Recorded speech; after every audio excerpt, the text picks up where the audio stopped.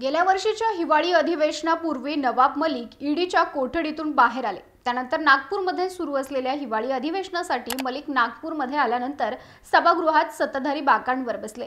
एका अर्थाने त्यांनी आपण राष्ट्रवादी काँग्रेसमधील फुटीनंतर अजित पवार यांच्या गटासोबत असल्याचा संदेशच या कृतीमधून दिला होता। पण त्यावेळी देवेंद्र फडणवीसांनी अजित पवारांना तत्काळ जाहीर पत्र लिहून नवाब मलिकांच्या सत्ताधारी गटातील समावेशाबाबत नाराजी व्यक्त केली होती। नवाब मलिक यांच्यावर गंभीर आरोप असताना त्यांना महायुतीचा भाग करणं योग्य ठरणार नाही असं फडणवीसांनी म्हटलं होतं।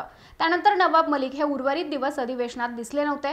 अजित पवार यांनीही नवाब मलिक हे राष्ट्रवादीतील नेमक्या कोणत्या गटासोबत आहेत याबाबत मला कल्पना नसल्याचं म्हटलं होतं। देवेंद्र फडणवीस यांच्या दबावामुळेच अजित पवारांना आपल्या एका सहकार्याला अंतर द्यावं लागल्याची चर्चा त्यावेळी रंगली होती। या घटनेनंतर पुलाखालून बरंच पाणी वाहून गेलंय। त्यानंतर नवाब मलिक अजितदादांच्या कार्यक्रमात स्टेजवर दिसले।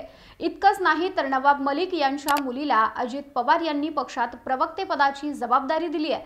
त्यामुळे एकीकडे नवाब मलिक यांना महायुतीत सामील करून घेण्याबाबत देवेंद्र फडणवीसांचा विरोध असताना दुसरीकडे अजित पवार हे मात्र नवाब मलिकांच्या पाठीशी ठाम असल्याचं दिसून येतंय।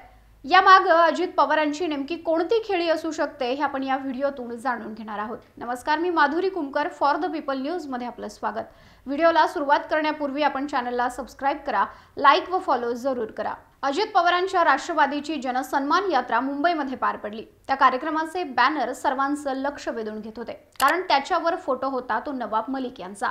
तेच नवाब मलिक जे अजितदादांच्या बैठकीत सहभागी झाल्यानंतर भाजपने विरोध केला होता। उपमुख्यमंत्री देवेंद्र फडणवीस यांनी सोशल मीडियावरती पोस्ट करून नवाब मलिकांना सत्ताधारी बाकावर बसवण्याला आमचा विरोध असल्याचं स्पष्ट केलं होतं। महाविकास आघाडी सरकार हे सत्तेमध्ये असताना भाजपनं नवाब मलिक यांच्यावर देशद्रोहांशी संबंध असल्याचे आरोप केले होते। या प्रकरणी नवाब मलिक यांना अटकही झाली, पण प्रकृतीच्या कारणामुळे कोर्टानं नवाब मलिकांना जामीन दिला। मुंबई बॉम्बस्फोटातील आरोपींशी व्यवहार केल्याप्रकरणी नवाब मलिक तुरुंगामध्ये होते, आता ते जामिनावर बाहेर आहेत। असं सगळं असताना आधी बॅनरवर झळकलेले नवाब मलिक अजितदादांसोबत थेट स्टेजवरती सुद्धा दिसले। याबाबत माध्यमांनी थेट देवेंद्र फडणवीस यांना विचारलं, त्यावर या संदर्भातील माझी भूमिका मी आधीच स्पष्ट केली असल्याचं फडणवीसांनी म्हटलंय। भाजपच्या आक्षेपानंतर वर्षभरानंतरच अजित पवारांनी मलिकांना बहुधा पहिल्यांदाच जाहीर कार्यक्रमामध्ये सोबत घेतलं असावं, पण हीच संधी साधत विरोधकांनी भाजपवर निशाणा साधलाय।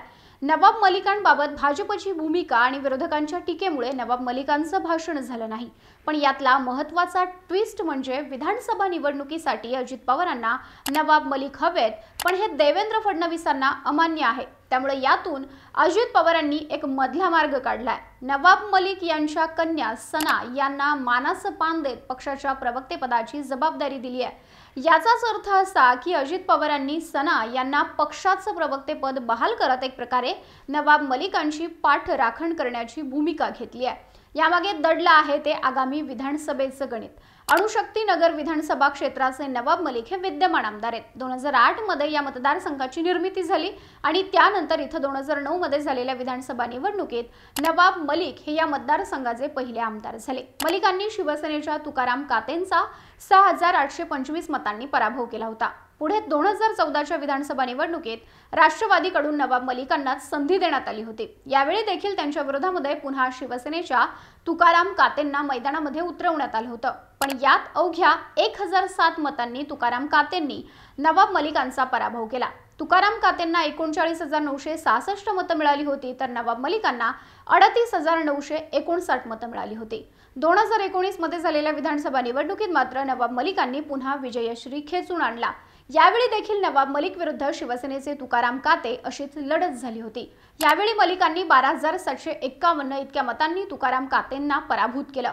नवाब मलिकांना 65,217 मतं मिळाली, तर तुकाराम कातेंना 52,466 मतं मिळाली। सध्या तुकाराम काते हे एकनाथ शिंदे यांच्या शिवसेनेत आहेत।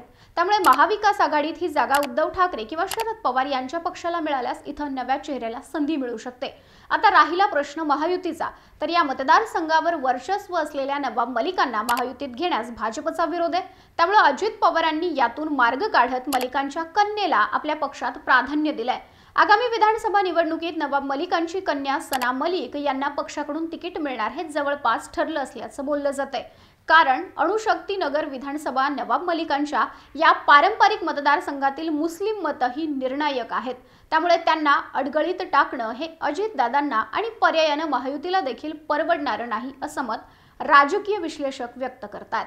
आणि याच बेरजेच्या राजकारणात नवाब मलिकांना जवळ करण्याचं गणित दडल्याची चर्चा। याविषयी तुम्हाला काय वाटतं? तुमचं मत कमेंट करा। व्हिडिओ आवडल्यास लाईक करा आणि अशाच नवनवीन व्हिडिओसाठी फॉर द पीपलला यूट्यूब व फेसबुकवर सबस्क्राइब, लाईक व फॉलो करायला विसरू नका।